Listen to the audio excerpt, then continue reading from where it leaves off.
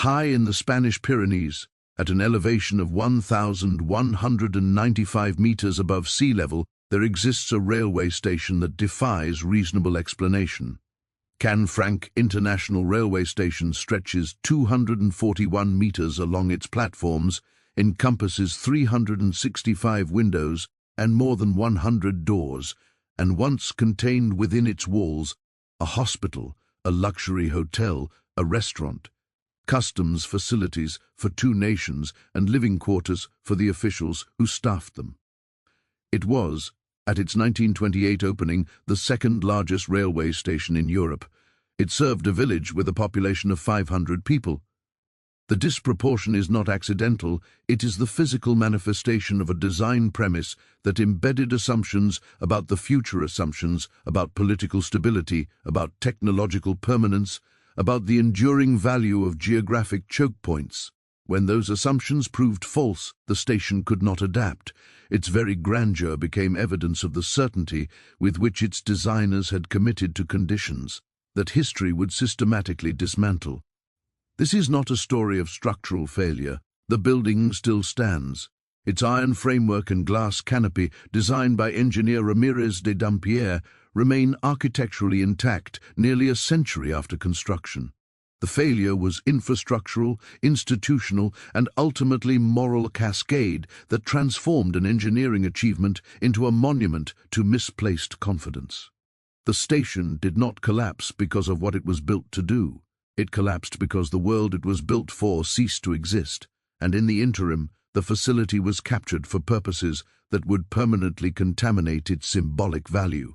How does infrastructure designed as a symbol of international cooperation become an instrument of atrocity, and what does its abandonment reveal about the assumptions embedded in its creation?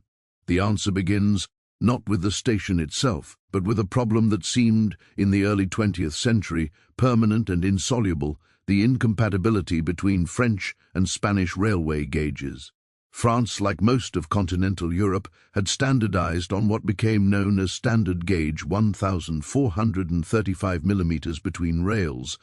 Spain, for reasons that combined military defensiveness with early technological choices, operated on broad gauge 1,668 millimeters. This 233 millimeter difference meant that no train could cross the border without either changing its wheels or transferring its cargo and passengers to a different train entirely. The Somport Tunnel, completed in 1915 after decades of planning and construction, pierced the Pyrenees and created a direct rail link between Pau in France and Jaca in Spain. But the tunnel alone could not solve the gauge problem. Somewhere along this route, every piece of freight and every passenger would need to physically transfer from one railway system to another. The question was not whether such a transfer point was necessary, but where it should be located and how grand it should be. The answer that emerged was Canfranc. The site was chosen because it sat precisely at the border, allowing both nations to maintain customs and administrative control over their respective halves of the facility. The scale was chosen because the designers anticipated volumes of traffic that would justify extraordinary infrastructure investment. The grandeur was chosen because the station was intended not merely as a functional transfer point, but as a symbol, a physical declaration that France and Spain had overcome geographic obstacles through engineering cooperation and would continue to prosper through shared infrastructure. These were not unreasonable assumptions in 1923, when construction began. The post-World War I period saw extensive railway investment across Europe. International trade was recovering. The ideological framework that would tear the continent apart in the following decades had not yet consolidated political power. The designers of Canfranc could look at traffic projections and diplomatic relationships and conclude, with professional confidence, that a facility of this scale would be needed for generations.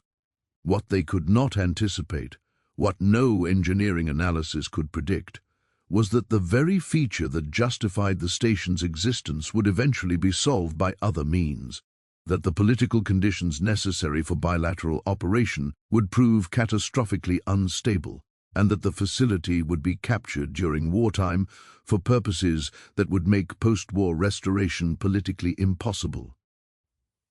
The gauge brake transfer system was the station's foundational technical artifact. Every design decision flowed from the requirement that cargo and passengers physically move from French trains to Spanish trains. The platforms were built long over 220 yards to accommodate the parallel positioning of trains from both systems. The customs facilities were duplicated, with French and Spanish officials maintaining separate administrative domains within a single building. The workforce was organized around the assumption that continuous, high-volume transfer operations would require substantial permanent staffing. This created what systems analysts would recognize as a committed architecture. Once the station was built, the investment could not be recovered. The capital was embedded in concrete, iron, and glass. The operational model was locked into a specific geographic configuration. Any change in the assumptions underlying that model, any reduction in traffic, any political disruption, any technological development that eliminated the need for physical transfer would leave the facility stranded, too expensive to operate and too specialized to repurpose. The formal opening on July 18, 1928, marked the moment when design assumptions became irreversible physical commitments. King Alfonso XIII of Spain and President Gaston Doumergue of France presided over ceremonies that celebrated the station as evidence of what enlightened international cooperation could achieve. The press dubbed it the Titanic of the Mountains, a comparison that would prove more apt than anyone intended. The station's early operational years appeared to validate its designers' confidence. Traffic flowed. Customs procedures functioned. The elaborate infrastructure of hotels, hospitals, and staff quarters served the community that had formed around the transfer operations. For nearly a decade, Canfranc operated as intended, processing the international commerce that its creators had anticipated. But the design had embedded a vulnerability that no one had adequately addressed. The station's operation required continuous bilateral cooperation. Both nations had to maintain their respective infrastructure segments. Both nations had to staff their customs facilities. Both nations had to agree on operating procedures, schedules, and administrative protocols. There was no fallback architecture, no mechanism by which the station could continue to function if either nation chose, for whatever reason, to withdraw cooperation. This was not an oversight in the conventional sense. The designers had simply assumed that bilateral cooperation would continue indefinitely. They had built a system optimized for a specific political configuration and had not considered what would happen if that configuration changed. The station was not merely a technical facility, it was a treaty made physical, and like all treaties, it was only as durable as the political will sustaining it. The first test of this vulnerability came not from France, but from Spain, and not from diplomatic disagreement, but from civil war. In 1936, the Spanish Civil War erupted, pitting Republican forces against nationalist rebels led by General Francisco Franco. The Pyrenean border suddenly became a security concern rather than a commercial opportunity. Franco, consolidating nationalist control over northern Spain, ordered the tunnels on the Spanish side sealed. The ostensible reason was concern about arms smuggling weapons flowing from France to Republican forces through the mountain passes. The sealing of the tunnels demonstrated, in the starkest possible terms, the station's institutional fragility. A unilateral decision by one nation could disable the entire system without physically damaging any infrastructure. The platforms remained intact. The customs facilities stood ready. The gauge brake transfer equipment was undamaged. But with the tunnels closed, the station had no function. It was a magnificent facility connected to nothing. This was the latent condition that would shape everything that followed.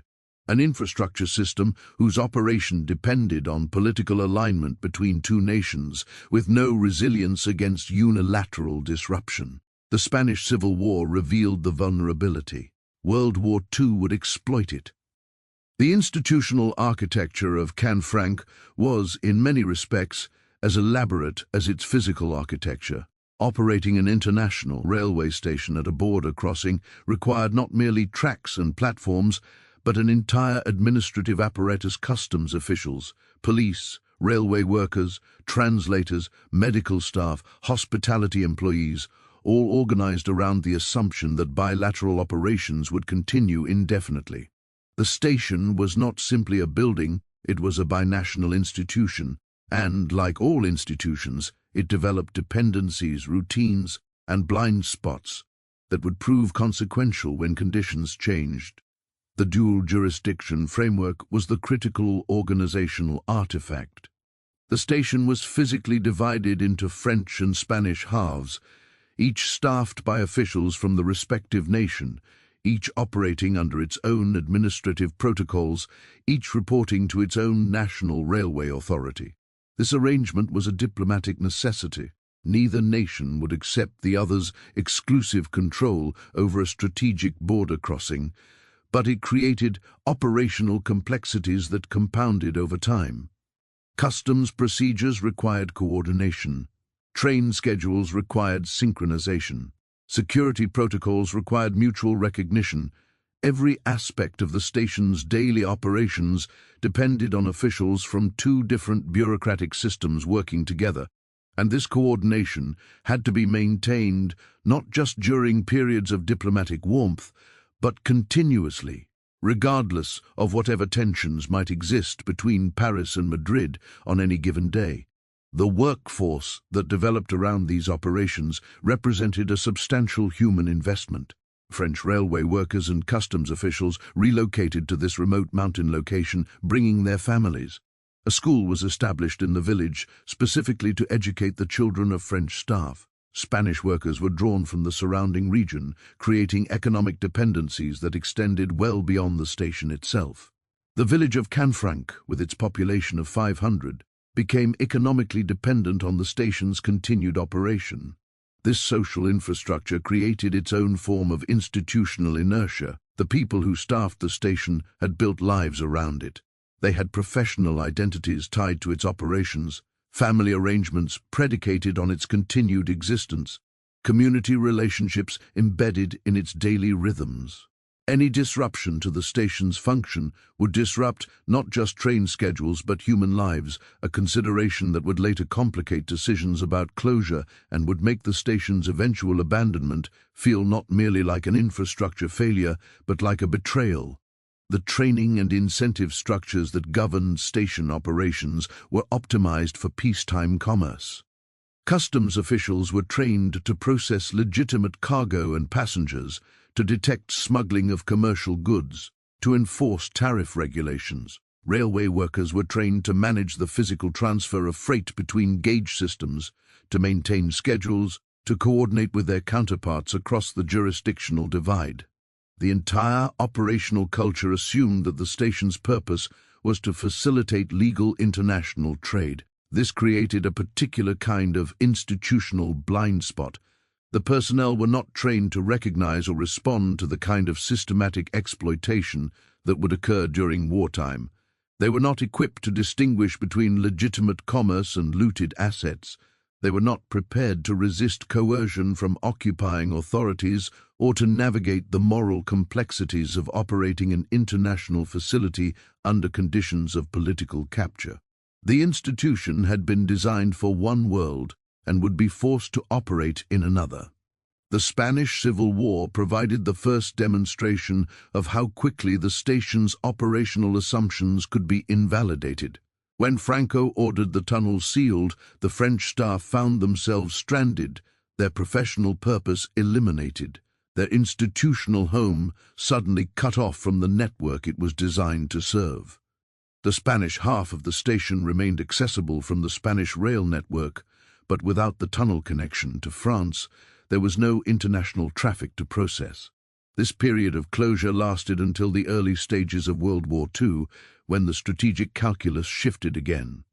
Germany, having conquered France and established the Vichy regime as a collaborative government, recognized the potential value of a rail link through the Pyrenees into neutral Spain and beyond Spain to neutral Portugal. The tunnels were reopened under German-Spanish agreement. The station became operational once more, but its operators were no longer working for the purposes its designers had intended. The transformation of Canfranc from a commercial transfer point to a wartime logistics facility happened gradually through the accumulation of small accommodations rather than through a single dramatic redefinition. German military officials appeared at the station. Swastika flags were raised alongside Spanish national symbols. Freight manifests began to include cargo categories that had not existed in peacetime operations. The workforce faced a choice that was not really a choice at all. They could continue operating the station under the new conditions, processing whatever cargo the German and Spanish authorities directed through the facility, or they could refuse and face consequences ranging from unemployment to imprisonment to death. Most chose to continue working. Some found ways to resist within the constraints of their positions, gathering intelligence, passing information to allied networks, occasionally facilitating escapes. But the institution as a whole adapted to its new masters. This adaptation was facilitated by the very professionalism that had made the station function effectively in peacetime. The customs officials knew how to process cargo documentation. The railway workers knew how to manage gauge brake transfers. The administrative systems knew how to record shipments and maintain schedules. These capabilities did not distinguish between legitimate commerce and looted assets.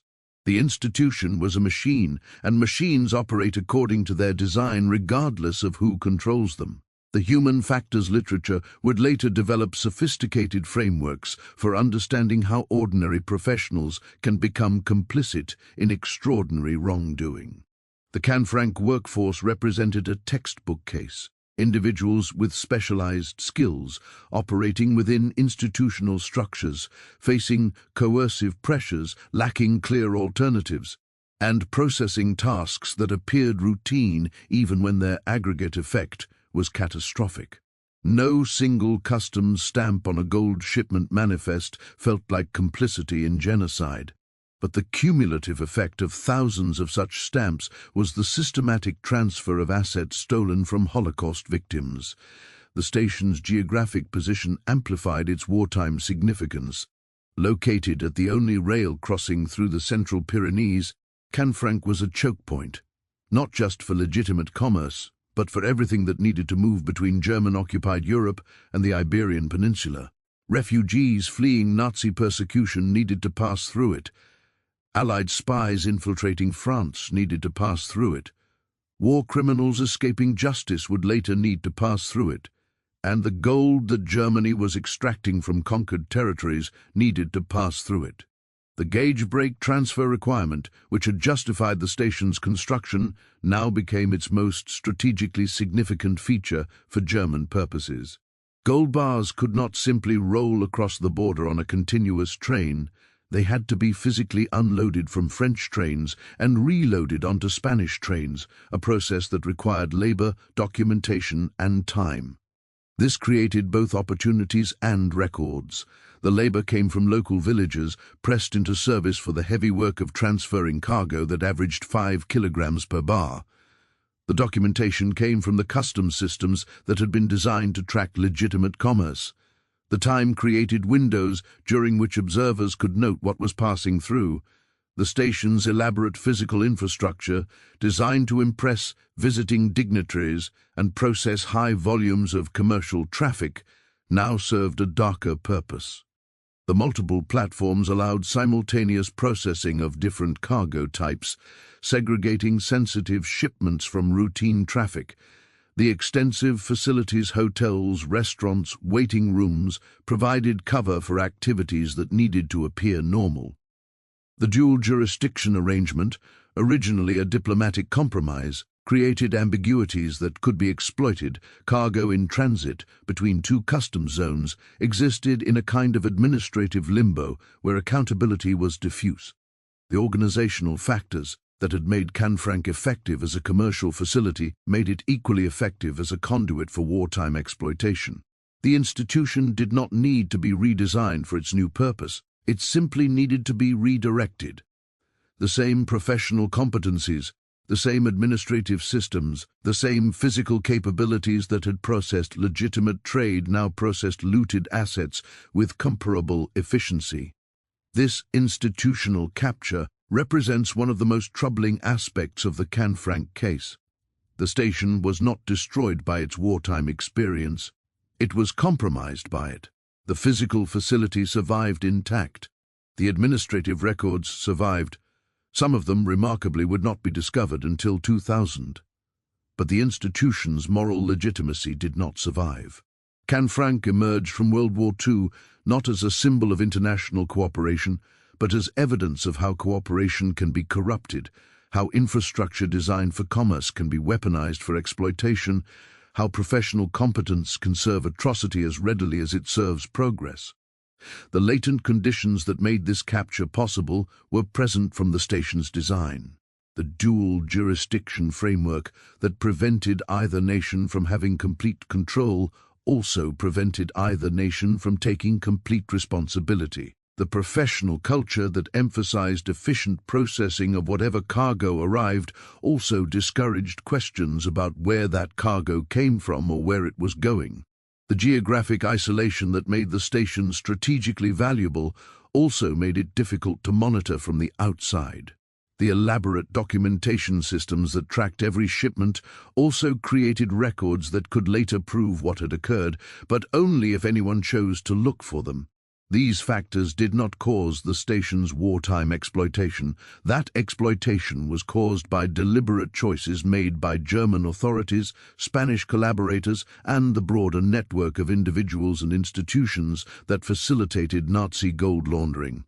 But the latent conditions shaped how that exploitation occurred, determined what forms it could take, and ensured that evidence would survive long after the perpetrators had fled. The training that station personnel had received was entirely inadequate for the situation they faced. They had been taught to process cargo, not to evaluate its provenance. They had been taught to follow procedures, not to question orders. They had been taught to coordinate with their counterparts across the jurisdictional divide, not to resist when those counterparts were operating under enemy control. The institution had prepared them for a world of commercial competition and diplomatic cooperation. It had not prepared them for a world of conquest and extermination. This gap between training and reality represents a failure mode that extends far beyond Canfranc. Institutions routinely prepare their personnel for normal operations while leaving them unequipped for crisis conditions.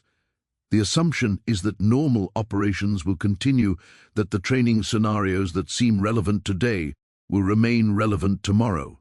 When conditions change dramatically, as they did at Canfranc between 1940 and 1945, personnel are left to improvise, to adapt their peacetime skills to wartime requirements, to make moral judgments for which they have received no guidance.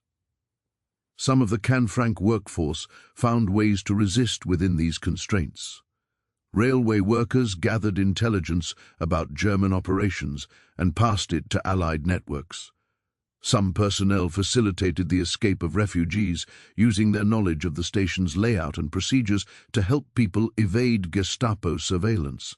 Historian Guy Walters would later describe the station during this period as resembling the film Casablanca. German authorities holding parties on one level, while resistance operatives worked clandestinely on another. But these individual acts of resistance did not change the institution's overall function. The gold continued to flow, the documentation continued to accumulate, the gauge brake transfers continued to require labor, and that labor continued to be provided. The station remained operational throughout the war, processing whatever its controllers directed through it, generating the records that would later prove what had occurred. The institutional factors that enabled this exploitation would also complicate any post-war attempt at restoration. The personnel who had worked at the station during the war carried knowledge of what had passed through it. The administrative systems that had tracked wartime shipments contained evidence of transactions that multiple governments would prefer to forget. The physical facility itself had been touched by atrocity, not damaged by it, but contaminated by association with it. When the war ended, the question of what to do with Canfranc was not simply a matter of infrastructure investment or commercial viability. It was a question of institutional memory, of what the station represented, of whether it could ever again serve as a symbol of international cooperation after having served as an instrument of international crime.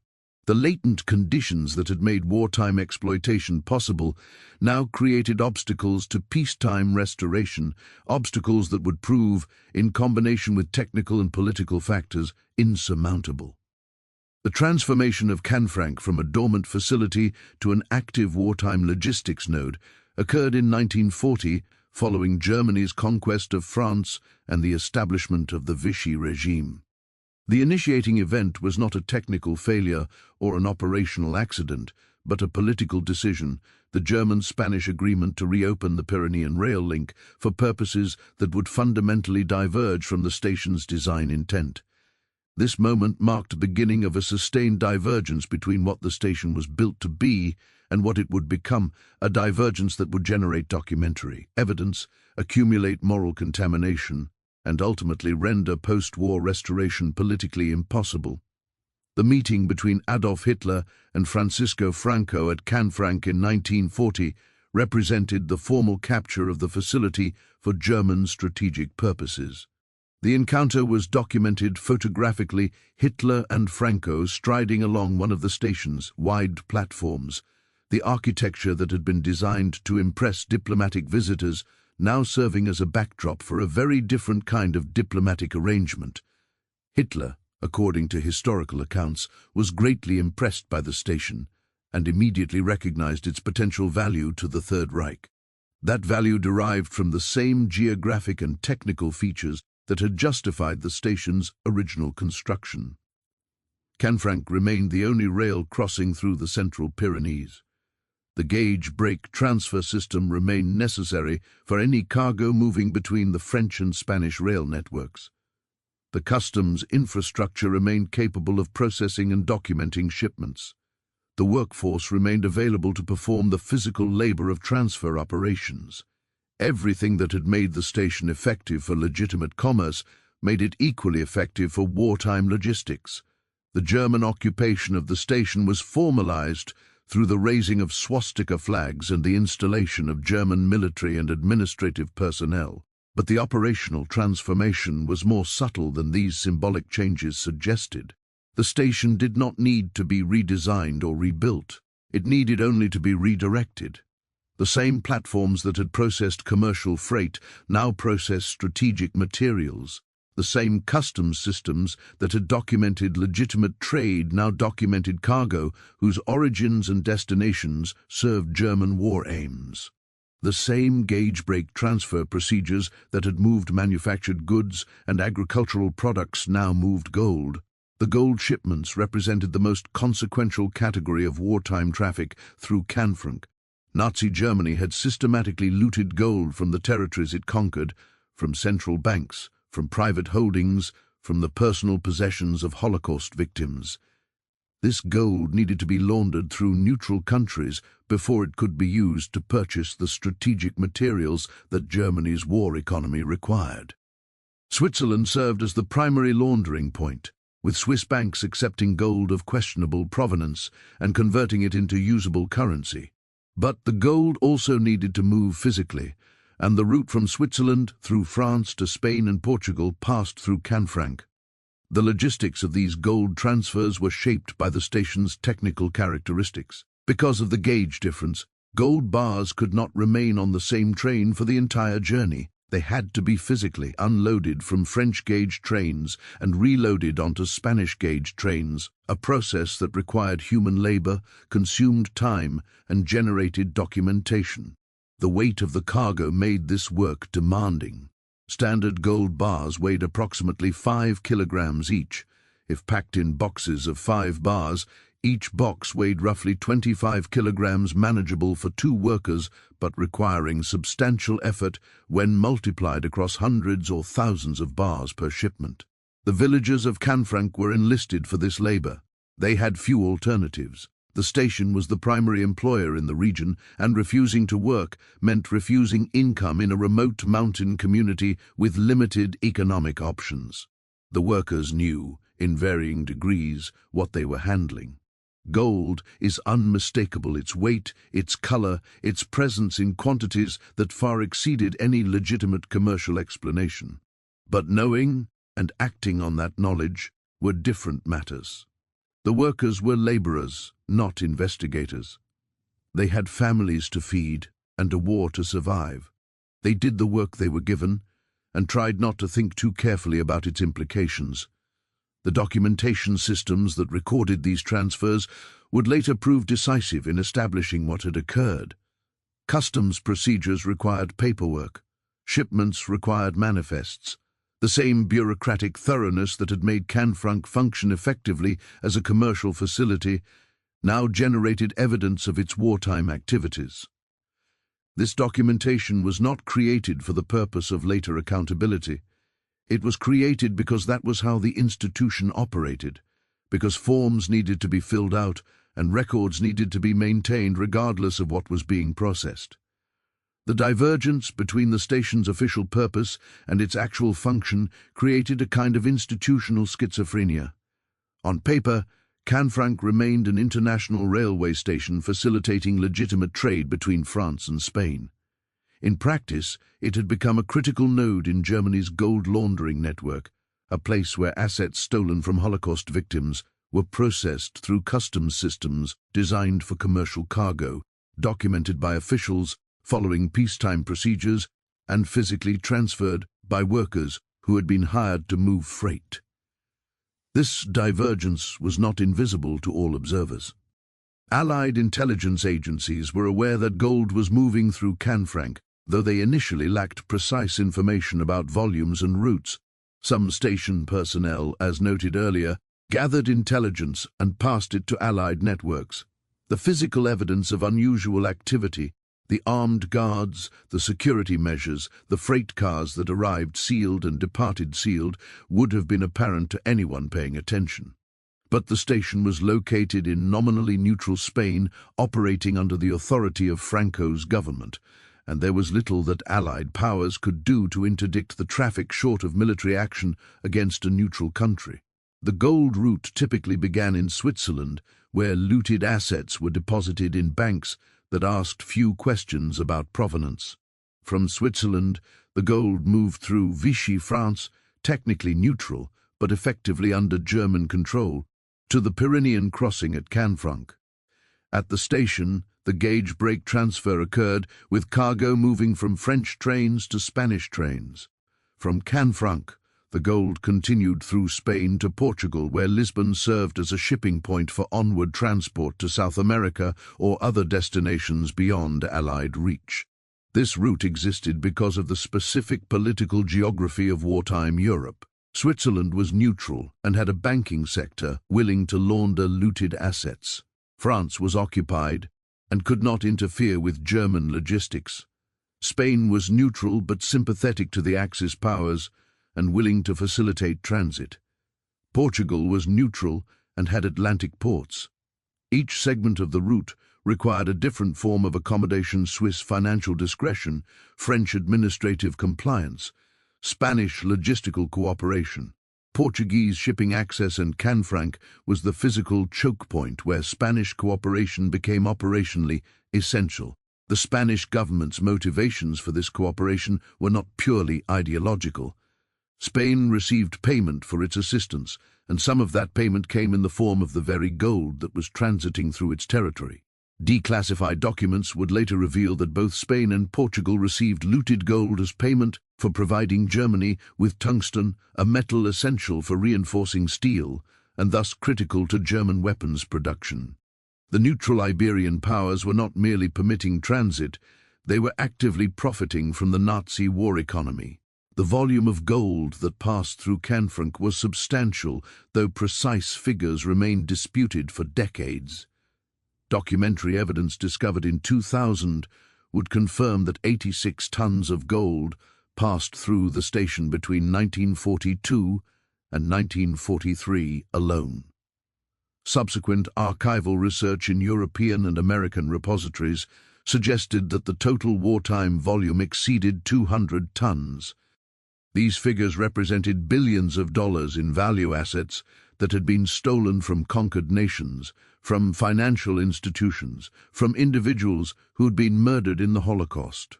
While gold was the most consequential category of wartime traffic, it was not the only way the station's purpose diverged from its design intent. Canfranc also served as a transit point for human traffic, and this traffic moved in multiple directions with vastly different moral implications.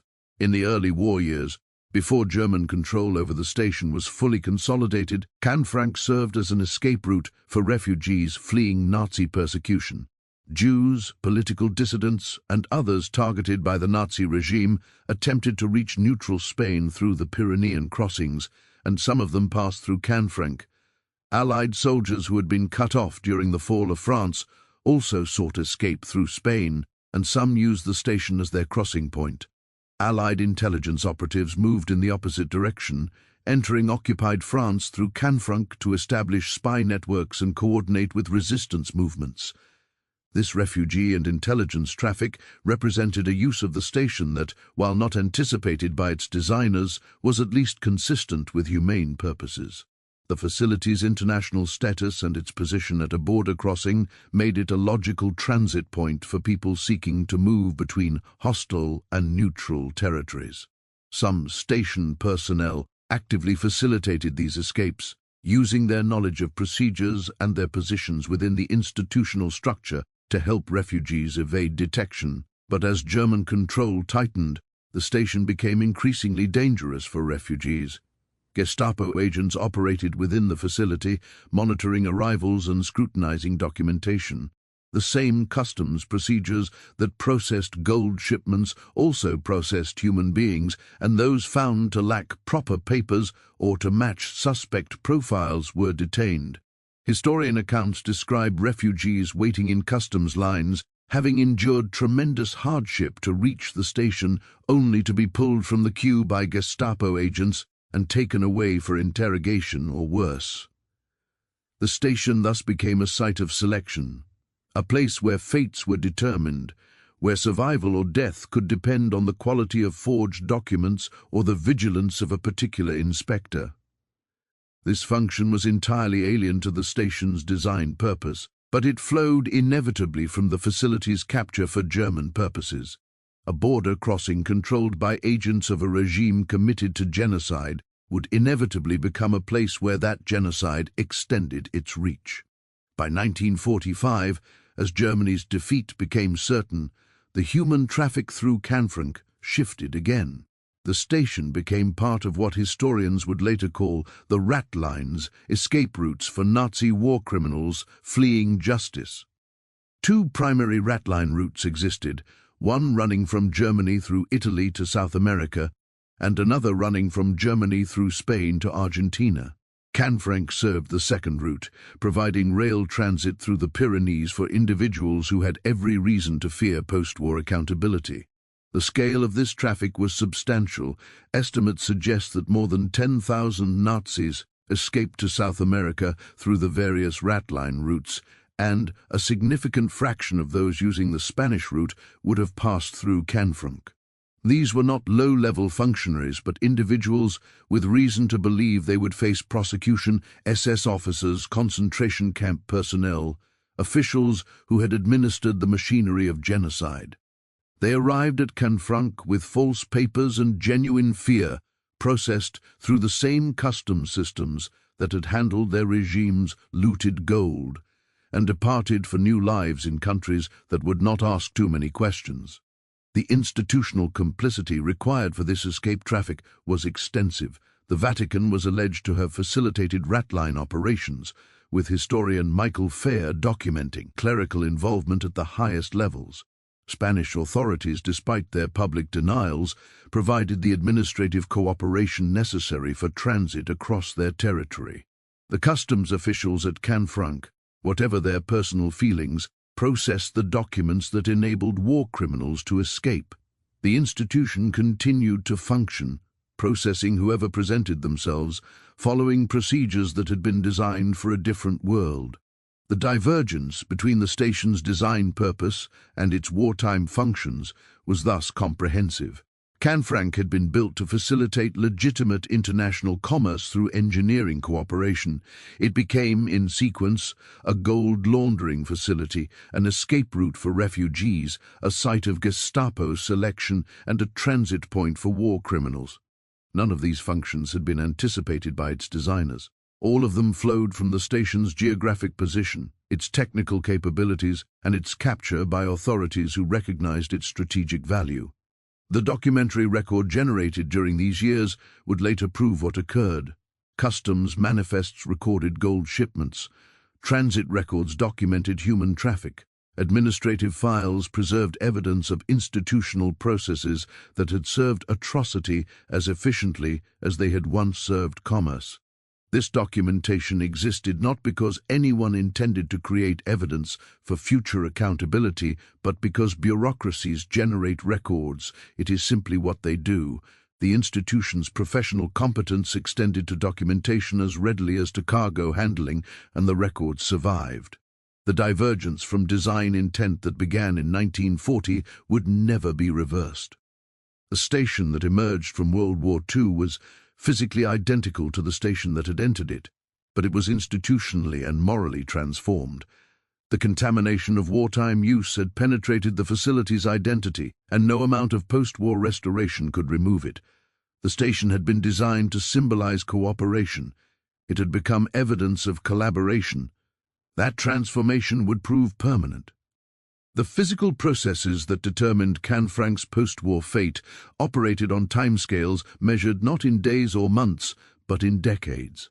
Unlike the political transformations that had captured the station for wartime purposes, the infrastructure failure that would ultimately close it was gradual, cumulative, and distributed across multiple system components. The station itself remained structurally sound. Its iron framework and glass canopy had been designed to withstand Pyrenean winters, and they continued to do so. But the station was only one node in a larger system, and that system's failure would render the station's own integrity irrelevant. The critical technical artifact in this phase of Canfranc's decline was not the station building, but the Somport Tunnel and the French side rail line connecting the tunnel to the broader French rail network. This linear infrastructure extended for kilometers through some of the most challenging terrain in Western Europe's steep gradients, narrow valleys, exposure to avalanches, and drainage conditions that varied dramatically with seasonal weather patterns. The station could be maintained through localized investment, but the connecting infrastructure required sustained commitment across its entire length. Any segment that failed would disable the whole system. The physics of mountain rail infrastructure degradation are well understood. Rail beds shift under the combined effects of freeze-thaw cycles, water infiltration, and the dynamic loads imposed by train traffic. Tunnels require continuous drainage management to prevent water accumulation from destabilizing their linings. Bridges and viaducts experience metal fatigue and foundation settlement. Retaining walls that prevent slope failures require inspection and repair. Each of these maintenance requirements is modest when addressed promptly, but becomes expensive when deferred, and ruinously expensive when deferred for decades. The post-war maintenance trajectory of the French side infrastructure followed a pattern that would be recognized by any infrastructure engineer. Declining investment leading to deferred maintenance, leading to accelerated deterioration, leading to emergency repairs, leading to further declining investment, as the cost-benefit calculus shifted against the route. This cycle was not the result of any single decision, but of accumulated decisions over years, each one rational in isolation, each one contributing to a cumulative outcome that made eventual closure inevitable. The French National Railway Authority, SNCF, faced post-war reconstruction challenges that extended far beyond a single mountain crossing. The rail network across France had been damaged during the war and required extensive rebuilding. Traffic patterns were shifting as road transport became increasingly competitive. Investment capital was limited, and every franc spent on the Canfranc line was a franc unavailable for routes that served larger populations and generated more revenue. The rational response to these constraints was to prioritize investment elsewhere, and that is precisely what occurred. The result was a gradual reduction in maintenance standards on the French side of the Pyrenean crossing. Track inspections became less frequent, drainage maintenance was deferred, small problems that could have been addressed with minor repairs were allowed to compound into larger problems that required major repairs. The infrastructure entered a deterioration spiral from which it would not recover. This deterioration occurred asymmetrically. The Spanish side of the crossing, from Canfranc south to Jaca and beyond, remained operational and adequately maintained. Spanish railway authorities continued to invest in their portion of the route, and trains continued to run on the Spanish side. But a transboundary rail system is only as functional as its weakest segment. Spanish investment in infrastructure south of Canfranc was irrelevant if French infrastructure north of Canfranc could not support train traffic. The asymmetry created a peculiar situation. The station remained physically capable of performing its gauge brake transfer function. Spanish trains could reach it, but French trains increasingly could not. The system designed to connect two national rail networks was being disconnected by the failure of one nation to maintain its connecting infrastructure, while the other nation watched its investment in a shared facility become increasingly stranded. Traffic volumes through Canfranc declined throughout the post-war decades, both as cause and consequence of infrastructure deterioration. As the French line became less reliable, shippers and passengers found alternative routes. As traffic declined, the economic justification for maintenance investment weakened further. As investment declined, reliability worsened. The feedback loop was self-reinforcing, and there was no mechanism to interrupt it. The broader context of European transportation development accelerated this decline. Road transport was becoming increasingly competitive with rail for many cargo categories. Air transport was becoming viable for passengers and time-sensitive freight. The Channel Tunnel, though not completed until 1994, was already being discussed as a project that would transform European transportation geography. The Pyrenean crossing that had seemed strategically essential in 1928 was becoming increasingly marginal by the 1960s. The gauge incompatibility that had justified Canfranc's construction was also being addressed through other means. Gauge-changing technology systems that could adjust railway wheel spacing to accommodate different track gauges was being developed and deployed. This technology would eventually make it possible for trains to cross the French-Spanish border without physical transfer of cargo or passengers. The station's entire reason for existence was being engineered out of relevance. These macro-level developments interacted with the micro-level deterioration of the French approach line to create conditions in which a single incident could trigger permanent closure. The system was fragile, not because any component had catastrophically failed, but because cumulative degradation had reduced resilience to the point where recovery from any significant disruption would be economically irrational. The terminal incident occurred on March 27, 1970. A freight train derailed on the French side of the crossing, damaging the Listonguet Bridge. The derailment itself was not catastrophic in engineering terms. No one was killed, and the physical damage was localized to a single bridge structure.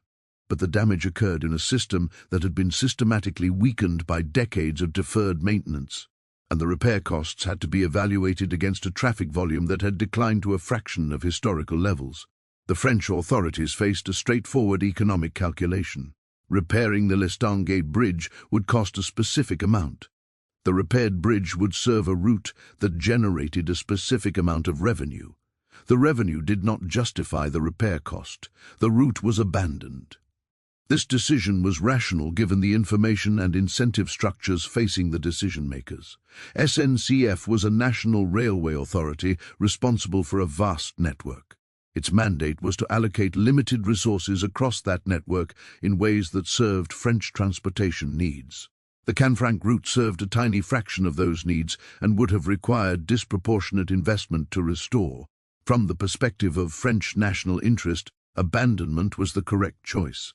But from the perspective of the binational infrastructure system that Canfranc represented, the decision was devastating. The station had been designed as a joint facility serving shared interests. The French decision to abandon the approach line was a unilateral action that disabled the entire system. The Spanish government was not consulted. The Spanish investment in infrastructure south of Canfranc was not factored into the French calculation. The communities that depended on the station were not part of the decision-making process. The governance architecture that had enabled the station's construction now revealed its fatal flaw. There was no mechanism for joint decision-making about the infrastructure's future. Each nation controlled its own segment and could make unilateral decisions about that segment without accountability to the other. The cooperation that had built the station was not institutionalized in ways that would protect it against unilateral abandonment. The 1970 derailment was thus the trigger for closure, but not its cause. The cause was the accumulated deterioration that had preceded it, the declining traffic that had undermined, the economic case for repair, the governance vacuum that had allowed unilateral decision-making, and the technological developments that had eroded the station's strategic rationale. The derailment simply provided the occasion for a decision that had been building for decades. The physics of the failure chain can be summarized as follows. Deferred maintenance led to infrastructure degradation. Degradation led to reduced reliability. Reduced reliability led to traffic decline. Traffic decline led to further deferred maintenance. This cycle continued until the system reached a threshold beyond which recovery costs exceeded any plausible return. The derailment occurred at a moment when the system had already crossed this threshold, and the rational response was abandonment rather than repair. The immediate aftermath of the French decision left the station in a peculiar state. The building was intact. The Spanish approach line was functional. But the tunnel connection to France was severed, and with it, the station's purpose.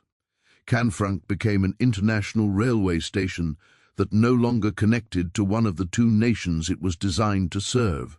Spanish authorities initially maintained some service on their side of the border. Trains continued to run from Jaca to Canfranc, serving local populations and maintaining a nominal presence at the facility. But this truncated service could not justify the station's scale. A facility designed to process international traffic was now serving a local branch line, and the economics made no sense. The operational decline that followed the French abandonment was rapid. Without the revenue and purpose that international traffic had provided, there was no justification for maintaining the station's elaborate facilities. The hotel closed, the restaurant closed, the customs facilities became unnecessary. The workforce that had staffed these operations dispersed. The institution that had animated the building was dying, and the building itself began to follow. The physical deterioration of an abandoned structure in a mountain climate proceeds according to predictable patterns. Water infiltration is the primary mechanism of destruction. Pyrenean winters produce heavy snowfall, and snow accumulation on roofs creates load stresses and moisture penetration when melting occurs. Once water enters a structure, freeze-thaw cycles cause progressive damage. Mortar crumbles, metal rusts, wood rots, glass breaks.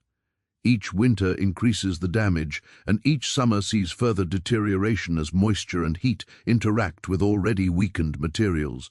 The station's iron and glass construction, which had been its architectural pride, became a vulnerability in abandonment. The glass canopy that had provided shelter for passengers now provided entry points for water and wind. The iron framework that had been designed to support the canopy began to corrode when maintenance ceased. The elaborate decorative elements that had proclaimed the station's grandeur became debris as they deteriorated and fell. Vandalism accelerated the deterioration. An abandoned structure of Canfranc's scale and remoteness attracts various forms of human damage, theft of materials with salvage value, destruction by individuals seeking entertainment, graffiti by visitors seeking to leave their mark. The station's isolation made security impractical, and its size made comprehensive protection impossible. Each act of vandalism was minor in itself, but the cumulative effect compounded the damage from natural deterioration. The tracks rusted, The platforms grew over with vegetation, the ceilings collapsed in sections where water infiltration had weakened structural connections. The elaborate infrastructure of the station's operational years, the customs equipment, the transfer machinery, the administrative systems, was removed, stolen, or destroyed. What remained was the shell of a building, magnificent in its architecture, desolate in its abandonment. The failure chain from 1970 onward was thus a cascade. French abandonment led to loss of international function. Loss of function led to operational shutdown. Shutdown led to cessation of maintenance. Cessation of maintenance led to structural deterioration. Deterioration led to further deterioration in a self-accelerating process. There was no intervention to interrupt this cascade because there was no entity with both the authority and the incentive to intervene. The Spanish government had invested in infrastructure that was now worthless. The French government had written off its investment. The local communities had lost their economic foundation. The binational institution that had operated the station had dissolved. No one remained with the combination of resources and motivation to prevent the station's decay. The physics of the situation were unforgiving. Every year of abandonment increased the cost of restoration. Every winter of uncontrolled water infiltration caused additional damage. Every act of vandalism removed additional material. The station was moving steadily toward a threshold beyond which restoration would become financially prohibitive, not because the building was beyond repair, but because the repair costs would exceed any plausible return on investment. This threshold crossing dynamic is characteristic of abandoned infrastructure. There exists a window during which restoration remains economically feasible, but that window closes over time as deterioration compounds. The longer restoration is deferred, the more expensive it becomes, which makes deferral more likely, which makes eventual restoration less likely. The system converges toward permanent abandonment not through any single decision, but through the accumulated effect of repeated deferrals. Canfranc crossed this threshold at some point during the decades following 1970.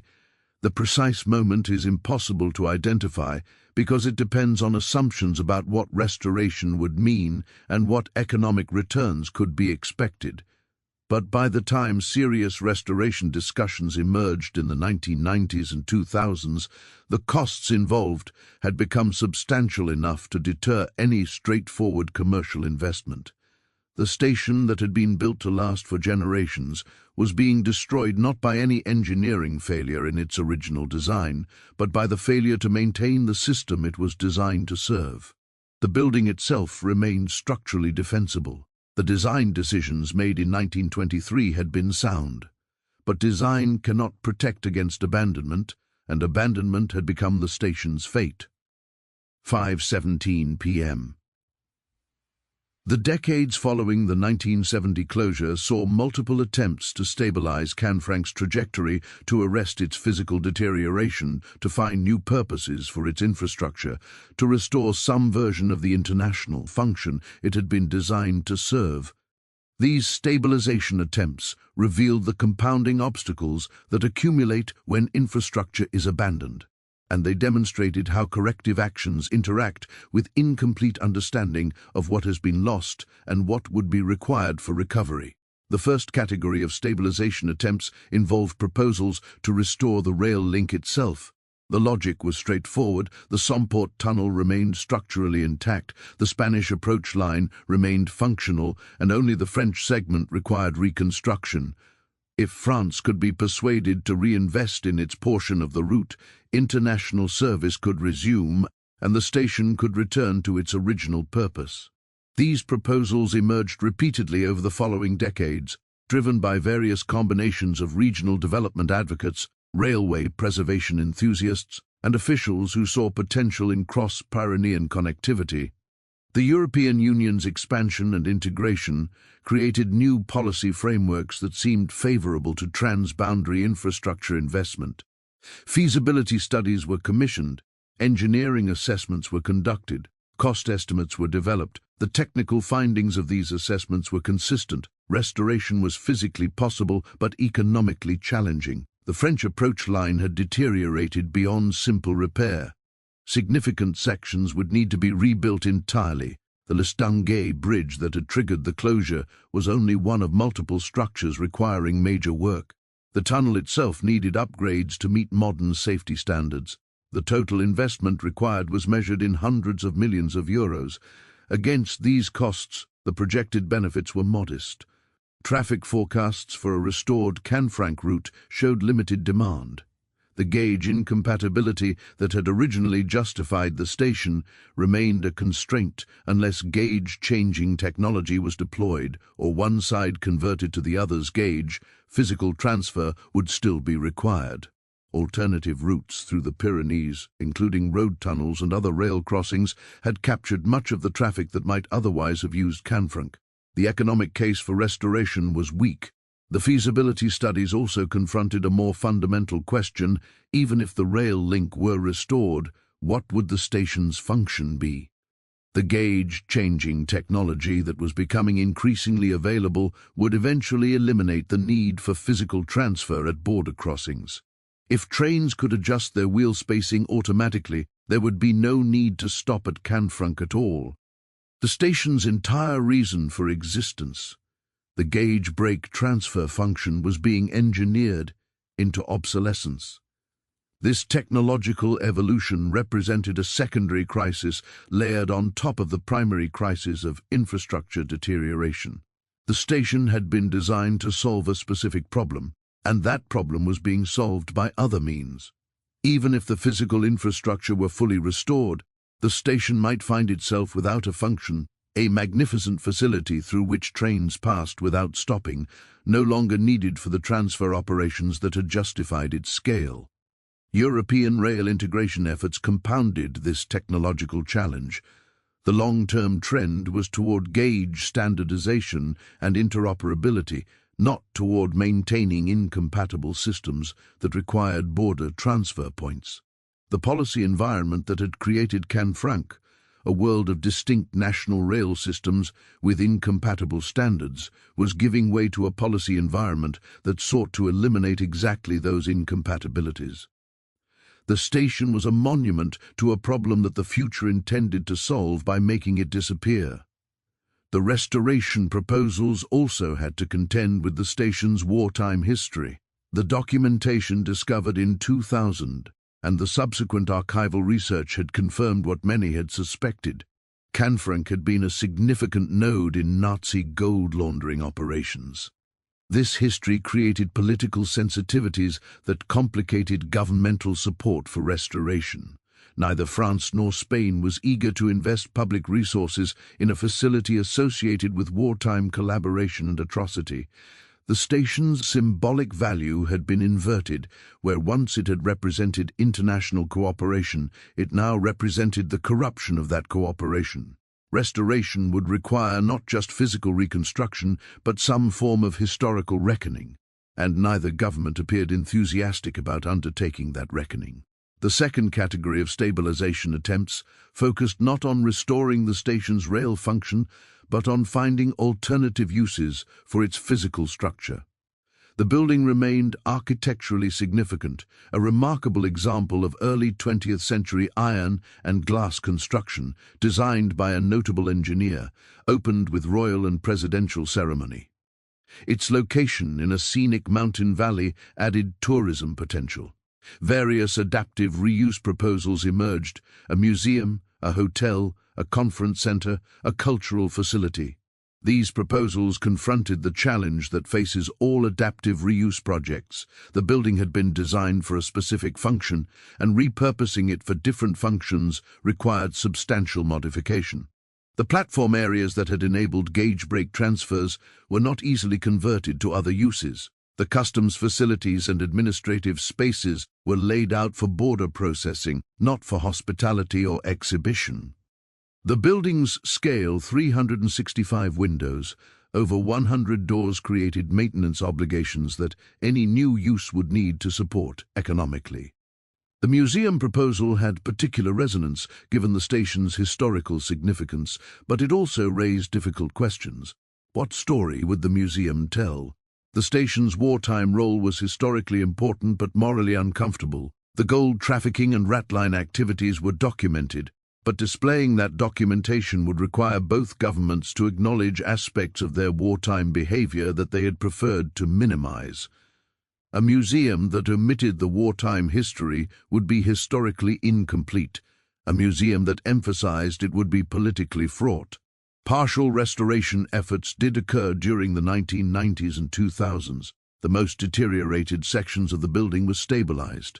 Some structural repairs were undertaken to prevent further collapse. The Spanish government invested in preserving the portion of the station on its territory. These interventions slowed the rate of deterioration but did not reverse it, and they did not address the fundamental question of what the station was for. The stabilization paradox that emerged was this: the building could be preserved as a physical structure, but its identity remained undefined. Was it a railway station awaiting restoration of its rail function, a heritage site awaiting museumification, a development opportunity awaiting private investment? Each of these identities implied different preservation strategies and different investment requirements. Without clarity about the station's future function, preservation efforts remained provisional and inadequate. The local community of Canfranc village faced its own stabilization crisis during these decades. The village had been economically dependent on the station, and the station's closure had removed that economic foundation. The population, already small, declined further as employment opportunities disappeared. The school that had been established for French workers' children closed. The businesses that had served station workers and travelers closed.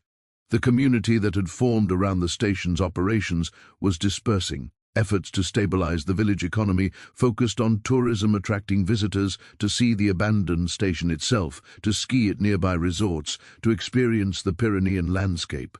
These efforts achieved partial success. The station's derelict grandeur became an attraction in its own right, drawing photographers, urban explorers, and heritage tourists. But tourism could not replace the stable employment that the station had once provided, and the village remained economically fragile. The interaction between building preservation and community stabilization created additional complications. Investments in the station that might attract tourists could benefit the village economy. But the village lacked the resources to make such investments independently, and external investors required economic returns that the local market could not guarantee. The building and the community were trapped in a mutual dependency that neither could escape alone. The third category of stabilization attempts involved international negotiations aimed at reviving the rail link through governmental agreement. The European Union provided frameworks for such negotiations, and various EU funding mechanisms were potentially applicable to cross-border infrastructure projects. Discussions occurred between French and Spanish authorities at multiple levels: regional, national, and European. Memoranda of understanding were signed, commitments were announced, progress was declared. But the gap between announced intentions and actual investment remained substantial. The fundamental obstacles: high restoration costs, weak traffic projections, technological obsolescence of the gauge brake function, political sensitivities about wartime history, were not resolved through diplomatic negotiations. Agreements to study the matter further did not translate into agreements to fund restoration. The negotiations produced documents, but not construction. The most recent phase of stabilization activity has focused on a hybrid approach: partial restoration of rail service combined with adaptive reuse of the station building. A new, smaller station facility has been constructed adjacent to the historic building, allowing limited rail service to resume on the Spanish side. The historic building itself has been targeted for hotel and heritage conversion, with the Spanish government partnering with private developers to transform at least a portion of the structure into a functioning hospitality facility. This hybrid approach represents an acknowledgement that full restoration of the station's original function is neither economically viable nor technically necessary. The gauge brake transfer function that justified the station's construction is obsolete. International rail traffic through the Pyrenees, if it resumes at significant volumes, will not require the kind of facility that Canfranc was designed to be. The station's future, if it has one, lies in adaptive reuse rather than functional restoration. Whether this hybrid approach will succeed remains uncertain. The development projects have faced delays, cost overruns, and the various obstacles that complicate historic preservation efforts. The building continues to deteriorate in areas not covered by active restoration work. The fundamental tension between preservation costs and economic returns has not been resolved. It has simply been managed through selective intervention in the portions of the building with the best commercial potential. The stabilization attempts spanning 5 decades have thus achieved partial success at best. The building has not collapsed. The community has not entirely dispersed. The rail link has not been permanently written off, but neither has the station been restored to any version of its original function, and the various proposals for adaptive reuse have yet to achieve their intended outcomes. The secondary crises that emerged during this period compounded the primary crisis of infrastructure failure. The technological evolution that made gauge brake transfers obsolete removed the station's original rationale. The historical revelations that confirmed wartime atrocities contaminated the station's symbolic value.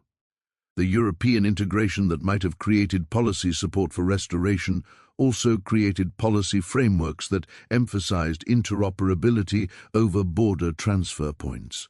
Each of these developments made stabilization more difficult and restoration less likely. The station's current state reflects the accumulated effect of these compounding crises. It is neither fully abandoned nor fully restored. It is neither a functioning railway station nor a successfully converted heritage facility. It exists in a kind of infrastructural limbo, preserved enough to prevent collapse, deteriorated enough to prevent easy restoration, documented enough to prevent historical forgetting, contaminated enough to prevent simple celebration. This limbo state is itself a form of stabilization, though not the kind that anyone intended. The station has stabilized at a level of deterioration that is sustainable, indefinitely maintained, just enough to prevent catastrophic collapse, neglected just enough to prevent the costs of full restoration from being incurred. It is an equilibrium of sorts, though not a satisfying one. The lessons of these stabilization attempts extend beyond Canfranc to the broader challenge of managing abandoned infrastructure. Deferred maintenance creates deterioration that compounds over time. Delayed decisions about future use create uncertainty that deters investment. Technological evolution can eliminate the rationale for facilities, even as those facilities remain physically intact. Historical contamination can burden sites with symbolic baggage that complicates restoration. Transboundary governance creates accountability gaps that allow unilateral decisions with bilateral consequences. Canfranc experienced all of these dynamics, and its current state reflects their cumulative effect. The building stands magnificent, desolate, unresolved. The various parties with potential interest in its future — Spanish government, French government, European Union, private developers, heritage organizations, local community — have not converged on a shared vision for what the station should become. The stabilization attempts continue, but stabilization is not the same as resolution, and resolution remains elusive.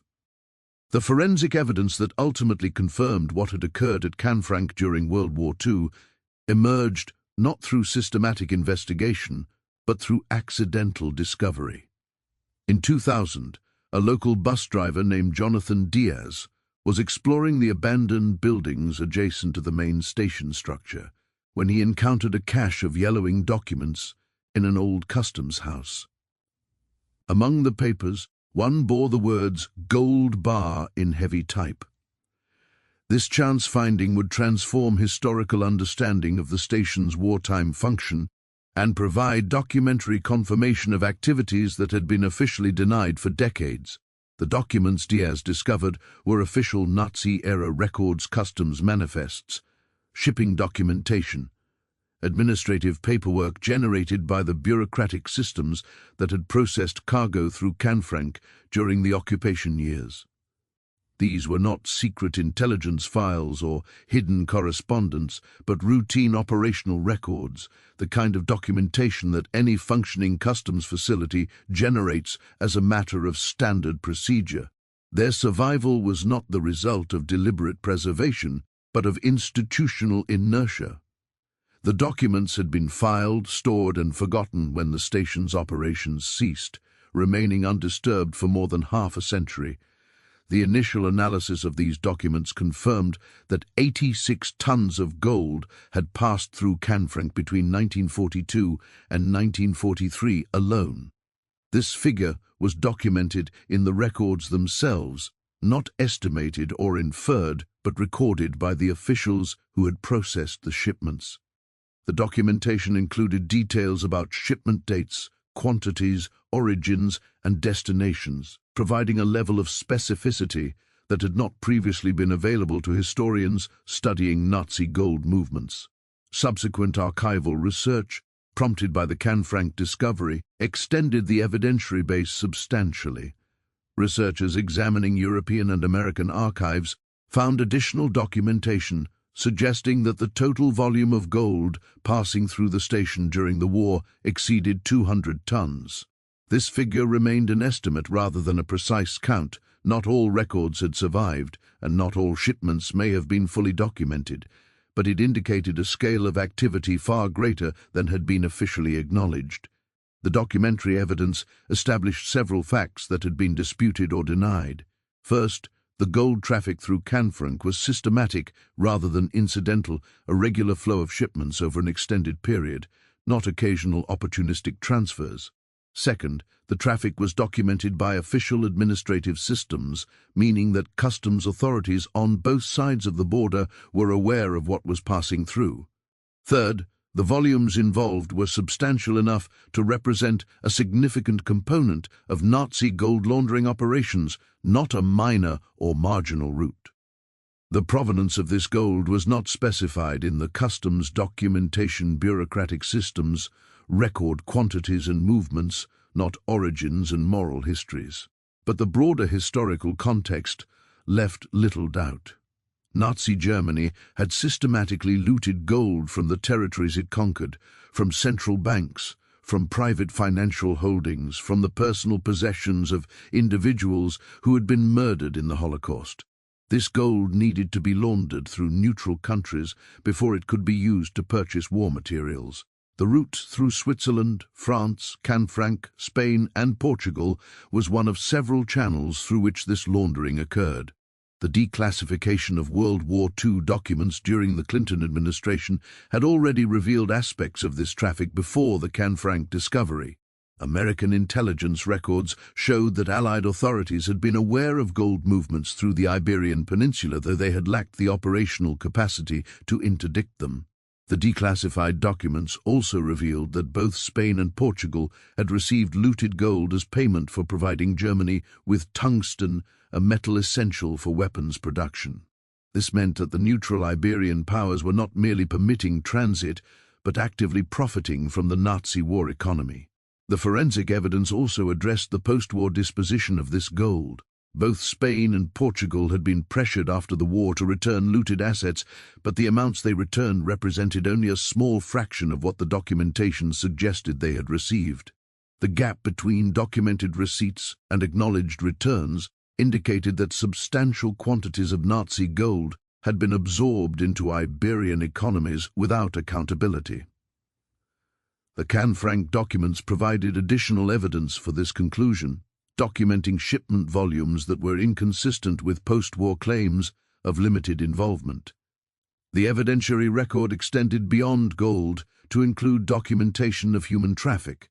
Records of passenger movements, visa stamps, and customs processing preserved evidence of the refugees, intelligence operatives, and war criminals who had passed through Canfranc during and after the war. The stations function as an escape route for Holocaust survivors fleeing Nazi persecution, for Allied agents infiltrating occupied France, for Nazi war criminals fleeing post-war justice was documented in the same administrative systems that had recorded gold shipments.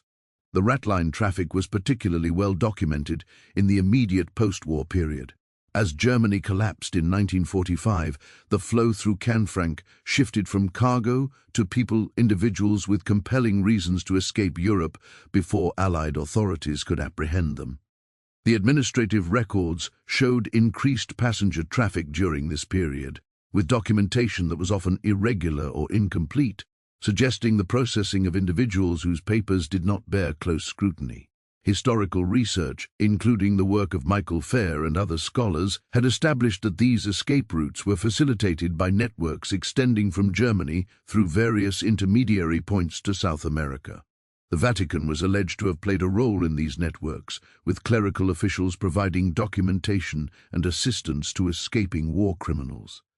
Spain, under Franco's government, provided transit facilities and administrative cooperation. The Canfranc documents added physical evidence to this historical reconstruction, showing the actual processing of travelers through a specific border crossing point. The forensic findings had implications that extended beyond historical understanding to questions of ongoing accountability. The gold that had passed through Canfranc had been stolen from nations, from institutions, from individuals who had been murdered. The post-war restitution efforts had recovered only a fraction of what had been taken. The documentary evidence suggested that substantial assets remained unaccounted for, absorbed into economies that had profited from Nazi crime and never fully disgorged their gains. These accountability implications remained largely unaddressed. Neither Spain nor Portugal undertook comprehensive investigations in response to the evidentiary revelations. The governments acknowledged, in general terms, that gold had passed through their territories during the war, but they did not conduct the kind of forensic accounting that would have established precise flows, identified specific beneficiaries, or created a basis for additional restitution. The documentary evidence was historically significant but practically inconsequential. It changed understanding without changing outcomes. The long-term findings that emerged from the Canfranc evidence connected to broader patterns of wartime complicity and post-war evasion that extended far beyond a single railway station. Switzerland's role in gold laundering had been extensively documented and had led to negotiated settlements with survivor organizations. Sweden, Portugal, Spain, Turkey, and Argentina had all been implicated in various aspects of Nazi asset handling, and each had faced varying degrees of pressure for accountability. Canfranc was one node in a network that had spanned neutral Europe and beyond, facilitating the conversion of stolen assets into usable resources for the Nazi war machine. The systemic lessons that emerged from the forensic investigation of Canfranc addressed multiple levels of institutional design and failure. At the most immediate level, the case demonstrated how infrastructure designed for legitimate purposes could be captured for criminal ones without physical modification. The station's capabilities, its transfer systems, its customs procedures, its documentation mechanisms served atrocity as efficiently as they had served commerce. The institution was agnostic about the moral character of its throughput. It processed whatever its controllers directed through it. At a broader level, the case illustrated how bureaucratic systems generate evidence that outlasts the political conditions that produced them. The customs officials who documented gold shipments were not creating records for future accountability, they were following standard procedures, filling out forms, maintaining files. The documentary records survive because that is what documentary records do. They persist in archives and storage rooms, accumulating until someone thinks to examine them. The 60-year gap between the events and the discovery was historically unusual but procedurally predictable. Institutional records often survive their institutional contexts. The case also demonstrated the limits of post-war accountability mechanisms. The Allied powers had known, during the war, that gold was flowing through neutral channels to support the Nazi economy. They had been unable to interdict this flow effectively, and they had been unwilling after the war to pursue accountability with the rigor that the evidence warranted. Diplomatic considerations, Cold War alignments, and simple exhaustion had limited the scope of post-war reckoning. The Canfranc documents revealed not new types of crimes, but new evidence of crimes that had been imperfectly addressed when accountability might have been possible. The ideological dimensions of the failure extended to the design premises that had created Canfranc in the first place.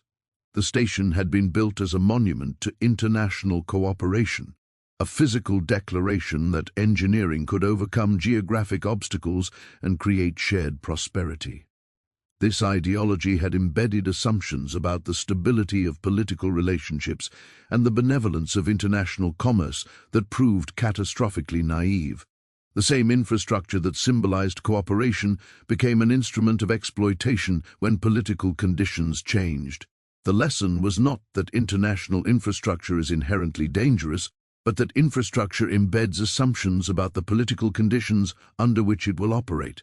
When those conditions change dramatically, when war replaces peace, when occupation replaces cooperation, when genocide replaces commerce, infrastructure designed for one world may serve purposes entirely alien to its creator's intentions. The physical capabilities remain, the moral context transforms. Canfranc's current state embodies these forensic findings and systemic lessons in physical form. The building stands as evidence of both the ambitions that created it and the failures that destroyed its purpose. Its architecture proclaims the confidence of its designers in a future of international cooperation. Its deterioration testifies to the abandonment that followed when that cooperation collapsed. Its documented history records the atrocities that occurred when its capabilities were captured for criminal purposes. The station has become, inadvertently, exactly the kind of memorial that some proposed it should deliberately become. It memorializes not through curated exhibitions, but through its physical condition. The contrast between architectural grandeur and operational desolation, between designed purpose and historical function, between intended symbolism and actual use. Visitors who encounter the building encounter this contrast directly, without interpretive mediation. Whether this inadvertent memorialization serves the purposes that deliberate memorialization might serve remains an open question. The station does not explain itself. It does not provide context for visitors unfamiliar with its history. It does not guide interpretation toward particular lessons or conclusions. It simply exists in its current state of preserved deterioration, available for whatever meaning observers choose to project onto it. The forensic evidence that confirmed the station's wartime role has been absorbed into historical understanding, but has not been translated into physical interpretation at the site. The hotel and heritage development projects that are currently underway will presumably include some acknowledgement of the station's history, but the nature of that acknowledgement remains to be determined. The tension between commercial development and historical reckoning that has characterized discussions of the station's future will presumably continue to shape whatever interpretive frameworks eventually emerge. The station's story is, in this sense, unfinished. The physical structure continues to deteriorate in areas not covered by restoration efforts. The development projects continue to encounter obstacles.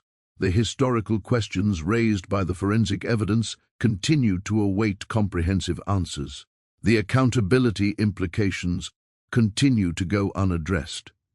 The building persists in its state of unresolved limbo, neither restored nor demolished, neither celebrated nor condemned, neither fully remembered nor entirely forgotten. What the station ultimately represents is the gap between design intent and operational reality, the distance between what infrastructure is built to do and what it actually does when political conditions transform its context. The designers of 1923 could not have anticipated the station's wartime capture any more than they could have anticipated its post-war abandonment. They built for a world that did not persist, and their creation survived into a world that had no use for it. The systemic lesson is not that such gaps are avoidable, but that they are inevitable. All infrastructure embeds assumptions about future conditions, and all assumptions eventually prove wrong. The question is not whether designed purpose and actual function will diverge, but how they will diverge, what consequences that divergence will produce, and what evidence of that divergence will survive for later forensic reconstruction. Canfranc provides one answer to these questions. Its evidence survived, its consequences were documented, its divergence from design intent was comprehensive and catastrophic, and its physical remains continue to testify, for anyone who cares to look, to the distance between what human beings intend and what human beings do. The station was not destroyed by its wartime experience or by its post-war abandonment. It was transformed by them from a symbol of cooperation to evidence of collaboration, from a monument to engineering achievement to a memorial of institutional failure. That transformation is now permanent. Whatever becomes of the physical structure, the historical record is fixed. Canfranc will always be the station that handled Nazi gold, that processed escaping war criminals, that was abandoned when its purpose evaporated, that stands now as testimony to the fragility of the assumptions that justify the infrastructure on which civilization depends. The building's crumbling walls hold secrets, as the historical accounts suggest, but most of those secrets have now been told. The documentary evidence has been discovered and analyzed. The historical reconstruction has been completed, at least in its essential elements. What remains secret is not what happened, but what might have happened differently. What interventions might have interrupted the failure chain, what decisions might have produced different outcomes. Those counterfactuals are beyond forensic recovery. We know what the station was and what it became. We cannot know what it might have been. This limitation is inherent in all forensic analysis. The evidence tells us what occurred but not what was possible.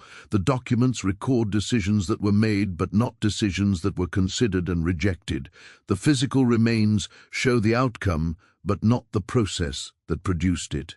Forensic reconstruction is always partial, always constrained by the evidence that happens to survive, always silent about the alternatives that were never pursued. Canfranc's forensic record is unusually complete. The accidental preservation of customs documents, the survival of the physical structure, the testimony of witnesses who lived through the station's various phases, the archival research that has contextualized the local findings within broader historical patterns.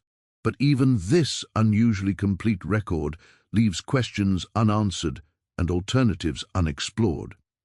The station's full story includes not just what happened, but what might have happened, and that counterfactual dimension is permanently beyond reach.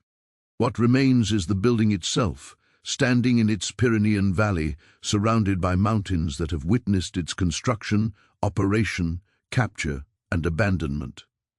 The 365 windows, one for each day of the year, according to the design legend, look out on a landscape that has changed less than the human world the station was built to serve. The platforms that once processed international traffic now process only memories and visitors. The gauge brake transfer point that justified the station's existence has become irrelevant, solved by technology and policy changes that the designers could not have anticipated.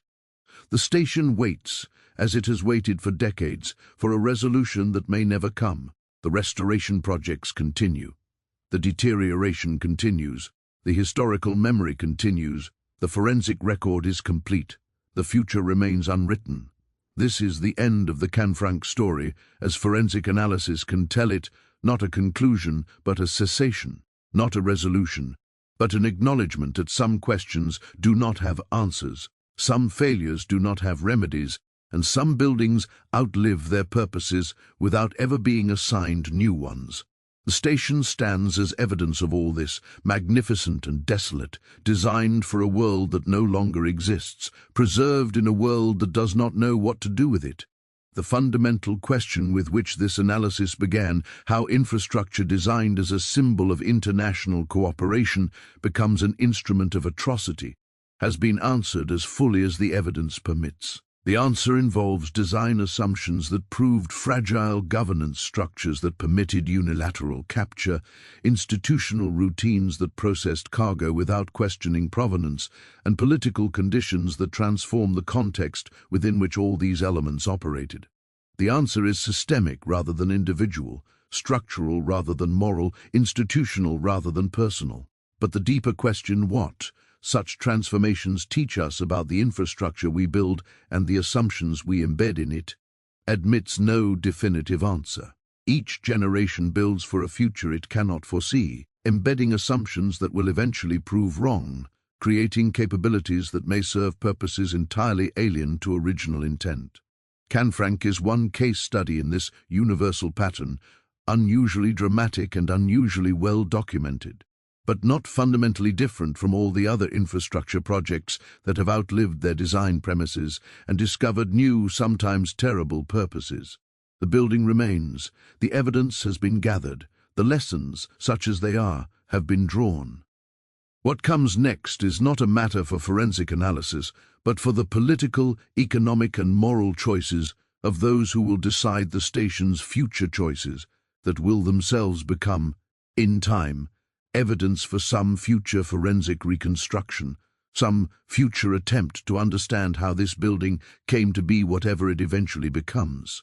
For now, Canfranc stands, the Titanic of the mountains, magnificent and doomed, a monument to human ambition and human failure, waiting in its Pyrenean valley for a purpose that may never arrive.